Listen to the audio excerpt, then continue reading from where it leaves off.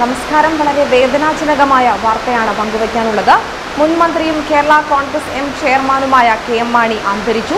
ശ്വാസകോശ രോഗത്തെ തുടർന്ന് കൊച്ചിയിലെ സ്വകാര്യ ആശുപത്രിയിൽ ചികിത്സയിൽ കഴിയവെയാണ് അന്ത്യം.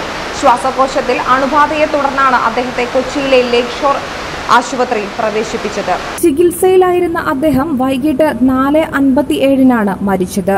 ഭാര്യയും മക്കളും അടുത്ത ബന്ധുക്കളും മരണസമയത്ത് ആശുപത്രിയിലുണ്ടായിരുന്നു.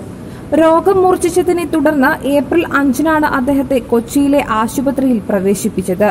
പിന്നീട് ആരോഗ്യസ്ഥിതി മെച്ചപ്പെട്ടുവെങ്കിലും ഉച്ചകഴിഞ്ഞ് 3 സ്ഥിതി വീണ്ടും വഷളായി. രക്തസമ്മർദ്ദവും ഹൃദയമിടിപ്പും വൃക്കയുടെ പ്രവർത്തനവും കുറഞ്ഞതോടെ മരണം സംഭവിക്കുകയായിരുന്നു. സംസ്കാരം പിന്നീട് നടക്കും.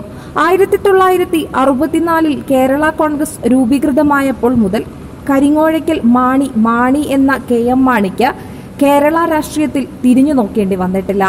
1965 തെരഞ്ഞെടുപ്പിൽ പാലായിൽ നിന്നും ആദ്യമായി വിജയം നേടിയ മാണി പിന്നെ മരണം വരെ MLA ആയി തുടർന്നുവെന്നത് അത്യപൂർവമായ റെക്കോർഡാണ്. തുടർച്ചയായി 13 തവണയാണ് മാണി പാലായിൽ നിന്നും നിയമസഭാ അംഗമായത്. നിയമസഭാ സാമാജികൻ എന്ന നിലയിൽ 50 വർഷം പൂർത്തിയാക്കിയ അദ്ദേഹത്തെ 2017 നിയമസഭ ആദരിക്കുകയും ചെയ്തിരുന്നു. 1965 മാണി ആദ്യ വിജയം നേടിയതെങ്കിലും ആർക്കും ഭൂരിപക്ഷമില്ലാത്തതിനാൽ സഭ ചേർന്നില്ല. പിന്നീട് 67 തെരഞ്ഞെടുപ്പിൽ വിജയം ആവർത്തിച്ച മാണി മാർച്ച് 15 നിയമസഭാംഗമായി സത്യപ്രതിജ്ഞ ചെയ്തു. പിന്നീട് ഒരു ദിവസം പോലും അദ്ദേഹം MLA എന്ന പദവിയില്ലാതെ ജീവിച്ചിട്ടില്ല എന്നതാണ് കൗതുകരം.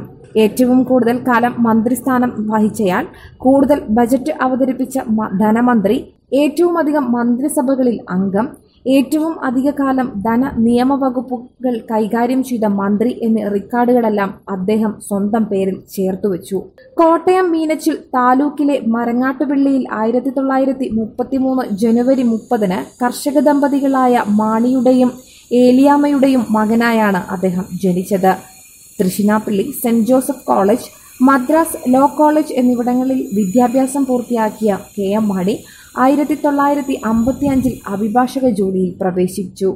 പിന്നീട് രാഷ്ട്രീയത്തിൽ പ്രവേശിച്ച അദ്ദേഹം 1959 KPCCയിൽ അംഗവുമായി. കോട്ടയം ജില്ലാ കോൺഗ്രസ് കമ്മിറ്റിയുടെ സെക്രട്ടറിയായിരിക്കുമ്പോഴാണ് 1964 കേരള കോൺഗ്രസ് രൂപീകൃതമാകുന്നത്. പിന്നീട് കേരള കോൺഗ്രസ് നേതൃനിരയിലേക്കും കേരള രാഷ്ട്രീയത്തിലെ അധികായകൻ എന്ന നിലയിലേക്കും പാലാക്കാരുടെ സ്വന്തം മാണി വളരുകയായിരുന്നു. 1956 നവംബർ 28 മാണിയുടെ വിവാഹം. കോൺഗ്രസ് നേതാവ് P.T. ചാക്കോയുടെ ബന്ധുവായ കുട്ടിയമ്മയാണ് ഭാര്യ. ജോസ് കെ. മാണി ഉൾപ്പെടെ 6 മക്കളാണ് ഉള്ളത്.